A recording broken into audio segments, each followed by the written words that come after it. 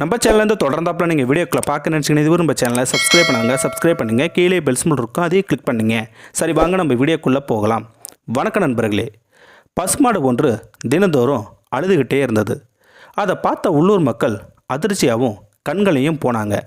ஏன் இந்த பசுமாடு அழுதுகிட்டு இருக்குது, என்ன காரணம்னு எல்லோரும் கேட்கவும் ஆரம்பிச்சிட்டாங்க. அந்த பசுமாட்டின் உரிமையாளர் சொன்ன காரணத்தை கேட்டதுமே அங்கிருந்த மக்கள் அனைவருமே ஒரு நிமிஷம் ஆடியும் போயிட்டாங்க.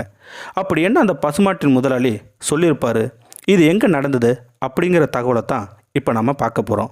அதுக்கு முன்னாடி நம்மளுடைய சேனலுக்கு லைக் பண்ணுறதை மட்டும் மறந்துடாதீங்க. அப்போ தான் நம்ம போடுற வீடியோ அனைத்துமே நோட்டிஃபிகேஷனாக வரும். சரி வாங்க நம்ம வீடியோக்குள்ளே போகலாம். இந்த சம்பவம் புதுச்சேரியில் நடந்த உண்மை சம்பவம். பெரும்பாலும் மாடுகள் இல்லாத வீடுகளை இப்போ நம்ம பார்க்கவே முடியாது இல்லையா? ஏன்னா பசுமாடுகள் நம்ம வீட்டுக்குள்ளே ஒரு நபராகவே வளர்க்குற ஆரம்பிச்சிட்டாங்க இல்லையா? அது மட்டும் இல்லைங்க, பொதுவாகவே மாடுகள் லட்சுமி கராச்சமரன்னு போற்றக்கூடிய ஒரு சம்பவம்னு சொல்லலாம். தமிழ்நாட்டில் மட்டும் இல்லை, உலகத்தில் அனைத்து வீடுகளும் ஒருவித நன்மைகளும் உண்டாக்கக்கூடிய மாடுகள் தான்.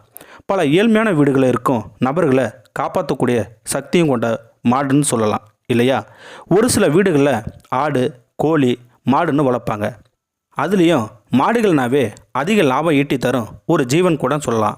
இதுவே உண்மையான சான்று. இந்த மாடுகள் வைத்தே அதிக வருமானத்தையும் ஈட்டி வந்துக்கிட்டு தான் இருக்காங்க மக்கள். அதுலேயும் அத்தியாவசியம் ஆயிடுச்சு. ஏன்னா மாடுகளிருந்து கிடைக்கும் பால் மூலம் அதிகப்படியான லாபம் கிடைக்கும். சிறியவர் முதல் பெரியவர்கள் வரை பால் குடிக்காத நபர்களே இல்லை. இதுவும் ஒரு அத்தியாவசிய பொருளாக ஆகி போயிடுச்சு. வீட்டில் பால் பாக்கெட்டு இல்லைன்னா அந்த வீட்டில் சண்டையும் வந்துடும். அந்த அளவுக்கு இப்போது இந்த உலகம் மாறி போயிடுச்சு இல்லையா? அது மட்டும் இல்லைங்க, மனிதர்கள் மாமிசங்களை அதிகமாக சாப்பிட ஆரம்பிச்சிட்டாங்க. அதிகமாக கறிகளை தான் அதிக அளவு சத்துக்கள் கிடைக்கிதுன்னு இந்த கறிகளை சாப்பிட ஆரம்பிச்சிட்டாங்க. முன்னொரு காலத்தில் கோழிக்கறி, ஆட்டுக்கறின்னு சாப்பிடுவாங்க. இப்போ மனிதர்கள் அனைவருமே எல்லா கறிகளையும் சாப்பிட ஆரம்பிச்சிட்டாங்க. முன்பு மாடுகளை ஒரு குடும்ப உறுப்பினராகவே வளர்த்துக்கிட்டு வந்தாங்க, ஒரு தெய்வமாக பார்த்துக்கிட்டு வந்தாங்க. இப்போ அந்த மாடுகளையும் கறியாக்கி சாப்பிட ஆரம்பிச்சிட்டாங்க இல்லையா? இதனால் எவ்வளோ சங்கடங்கள் உருவாதுன்னு புதுச்சேரியில் ஒரு முதியவர் சொன்னதுனால தெரிஞ்சுக்கிட்டோம். என்னென்னா, ஒரு வயதான முதியவர் நிறைய மாத பசுமாட்டை வளர்த்து வந்தார். அந்த பசுமாடு குறிப்பிட்ட நாளில் பசுமாடு கன்று போடுற சூழ்நிலைக்கு இருந்தது. அந்த பசுமாட்டுக்கு அதிகப்படியான வயசும் ஆயிடுச்சு. சரி, இந்த மாடு கன்று போட்டுச்சுன்னா கன்றை வளர்த்துக்கிட்டு அந்த தாய் பசுவை விற்றுலான்னு முடிவு பண்ணார் அந்த முதியவர். அதே போல் கன்றும் போட்டது. சில நாள் கழித்து அந்த தாய் பசுவை மாட்டை விற்றுட்டார் அந்த முதியவர். வாங்கின நபர் ஒரு கறி வியாபாரி. அவர் அந்த மாட்டை கசாப்பு கடைக்கு வண்டியில் ஓட்டிக்கிட்டு போகிறாரு. இதை பார்த்த தாய் பசுவின் கன்று கூடவே போகுது. தன்னோட அம்மாவை எங்கே அழைச்சிக்கிட்டு போகிறீங்க, என்னை ஏன் தவிக்க விட்டு போகிறீங்கன்னு தாய் பசுவின் வாகனத்தை தொடர்ந்து கூடவே ஓடுது அந்த கன்று. சரி, அந்த வியாபாரி இந்த கன்று பிரிய முடியாது போலன்னு இருக்குன்னு அதையும் விலைக்கு வாங்கிட்டாரு அந்த வியாபாரி. மறுநாள் காலையில் அந்த வியாபாரி அந்த தாய் பசுவை கொன்று கறிக்கு பயன்படுத்துகிறாரு. அந்த வியாபாரி இதை பார்த்த அந்த கன்று தன் தாயை கொன்னுட்டாங்கன்னு நினச்சி கத்திக்கிட்டே இருந்தது.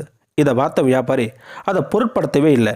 சில நாட்கள் போக போக அந்த கன்று தன்னுடைய தாயை கொன்ன இடத்துல போய் தன்னுடைய கால்களால் தடவி தடவி அழுதுகிட்டே இருந்ததாம். இதை பார்த்த ஒரு சமூக ஆர்வலர் ஏன் இந்த சின்ன பசுமாடு அழுதுகிட்டே இருக்குதுன்னு கேட்க, இந்த மாதிரி சம்பவம் நடந்ததுன்னு சொன்னாங்க. தன்னுடைய தாயின் இழப்பை தாங்க முடியாத அந்த கன்று தினந்தோறும் அழுதுகிட்டே இருக்குதுன்னு சொன்னாங்க அந்த மக்கள். இதை பார்த்த மக்களும் வியந்து பார்க்கவும், வாயில்லாத ஜீவனுக்கு இப்படி ஒரு பாச போராட்டமான நினச்சி எல்லோருமே வருத்தமும் பட்டாங்க. இதை அந்த சமூக ஆர்வலர் ஒரு ட்விட்டர் பக்கத்தில் பதிவிட்டிருந்தார். அதுக்கு அதிகப்படியான கமெண்ட்ஸ்களும் வந்துக்கிட்டே இருக்குது. அதிகப்படியான மாடுகள் தமிழ்நாட்டில் மட்டும் இல்லை, கேரளாவுக்கும் கறிக்கு பயன்படுத்திக்கிட்டு வராங்க. இதை தவிர்க்கணும்னு சொல்லிக்கிட்டு வராங்க சமூக ஆர்வலரும். உங்களுக்கும் இந்த வீடியோவுக்குள்ள கமெண்ட்ஸ்களை சொல்லணும்னு நீங்கள் நினச்சிங்கன்னா கீழே இருக்கிற கமெண்ட் செக்ஷனில் சொல்லுங்கள். அப்படியே நம்மளுடைய சேனலை சப்ஸ்கிரைப் பண்ணாதவங்க சப்ஸ்கிரைப் பண்ணுங்கள். கீழே பெல் சிம்பல் இருக்கும், அதையே கிளிக் பண்ணுங்கள். தேங்க்யூ ஃபார் வாட்சிங்.